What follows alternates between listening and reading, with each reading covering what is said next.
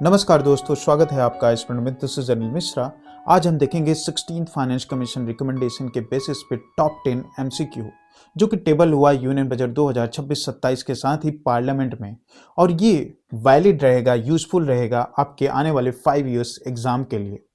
तो पहला क्वेश्चन है, 16th finance commission retain state share in the divisible pool of central tax act. Option ए है 42%, B है 41%, सी है 40%, डी है 45%। तो वर्टिकल डिवोल्यूशन जो हो रहा है सेंटर स्टेट को दे रहा है वो कितना परसेंट दे रहा है? तो ऑप्शन जो है बी करेक्ट है, 41%। 16th फाइनेंस कमीशन जो है वर्टिकल डिवोल्यूशन 41% का किया है, जबकि 15th फाइनेंस कमीशन ने भी यही किया था। बट स्टेट का कितना डिमांड है? स्टेट जो है वो डिमांड कर रहे हैं 50% का। नेक्स्ट है question number 2, Which of the following is not included in divisible pool of central taxes? तो कौन सा इंक्लूडेड नहीं है? ऑप्शन ए है इनकम टैक्स, बी है कॉर्पोरेशन टैक्स, सी है सेसेस एंड सरचार्जेस, डी है यूनियन एक्साइज ड्यूटीज। तो इस डिविजिबल पुल में एक्सक्लूडेड है cess, surcharges and cost of collection, यानी कि ऑप्शन सी जो है करेक्ट है। और ये जो है रिड्यूस करते हैं effective transfer to states and aggravate vertical physical imbalance को। नेक्स्ट है question number 3, which new criteria was introduced by 16th finance commission in horizontal devolution. और ये गोल्ड माइन है आने वाले एग्जाम के लिए, बहुत ही इंपॉर्टेंट है, क्योंकि यही एक नया इंट्रोड्यूस क्राइटेरिया किया गया है 16th फाइनेंस कमीशन में, वो भी हॉरिजॉन्टल डिवोल्यूशन। हॉरिजॉन्टल डिवोल्यूशन का मतलब क्या होता है पहले ये समझ लीजिए। जैसे सेंटर ने कह दिया 41% हम देंगे स्टेट को, अब इस 41% का किस स्टेट को कितना मिलेगा उसे कहते हैं हॉरिजॉन्टल डिवोल्यूशन। ठीक है, कॉन्सेप्ट क्लियर? तो ऑप्शन ए है tax effort, B fiscal discipline, C contribution to GDP, D है इंफ्रास्ट्रक्चर गैप। इसका आंसर जो है सी करेक्ट है, और इसका वेटेज जो है 10% रखा गया है कंट्रीब्यूशन टू जीडीपी से, न्यूली इंट्रोड्यूस किया गया है 16th फाइनेंस कमीशन में। कंट्रीब्यूशन टू जीडीपी का मतलब क्या है यहाँ पे? इसका मतलब ये है कि जो स्टेट सेंट्रल गवर्नमेंट यानी इंडिया के ग्रोथ में ज्यादा कंट्रीब्यूट करेंगे उनको ज्यादा रिवॉर्ड मिलेगा, उनको ज्यादा बेनिफिट मिलेगा इस 10% वेटेज से। नेक्स्ट है question number 4, the highest weight in horizontal devolution formula of the 16th finance commission is given to. किसको दिया है हाईएस्ट वेटेज, किसको दिया गया है 16th फाइनेंस कमीशन के अकॉर्डिंग? ऑप्शन ए है पॉपुलेशन जो कि सेंसस 2011 के अकॉर्डिंग, बी है एरिया, सी है फॉरेस्ट एंड इकोलॉजी के बेसिस पे, डी है per capita GSDP distance.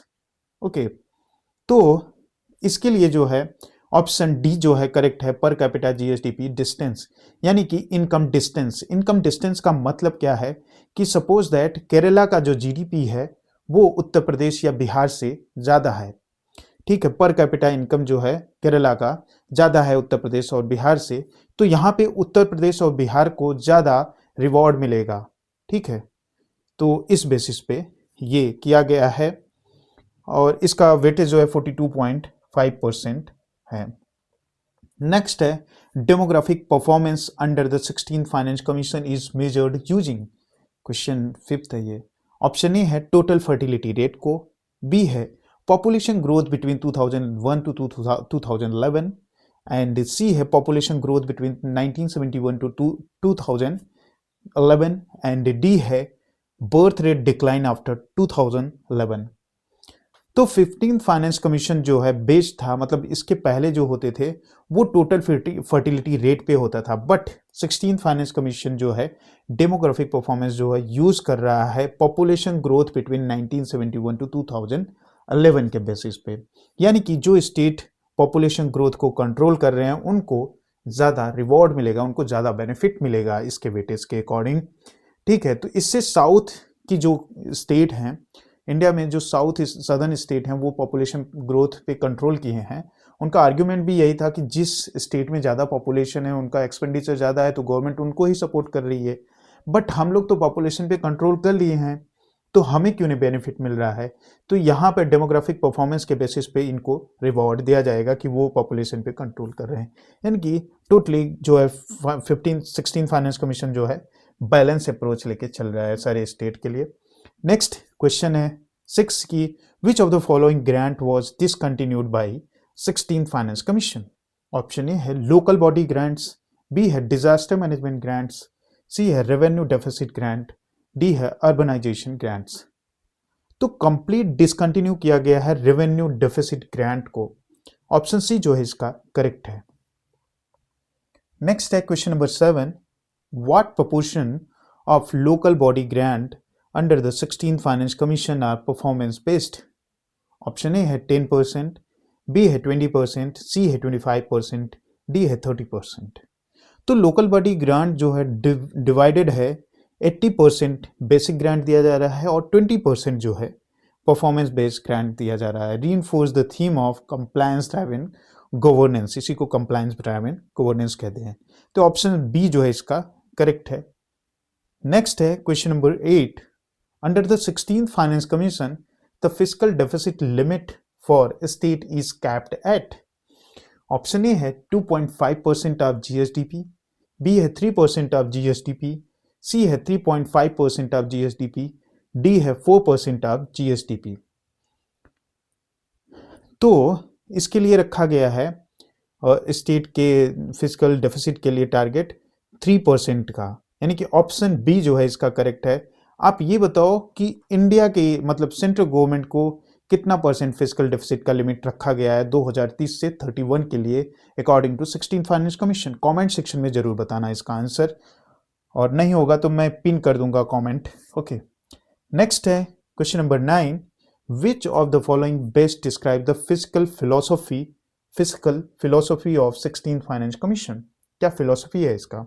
Option A है वेलफेयर ओरिएंटेड फेडरलिज्म को बढ़ाना, बी है रीडिस्ट्रीब्यूशन बेस्ड फेडरलिज्म, सी है compliance driven physical federalism, D है कोऑपरेटिव प्लानिंग फेडरलिज्म।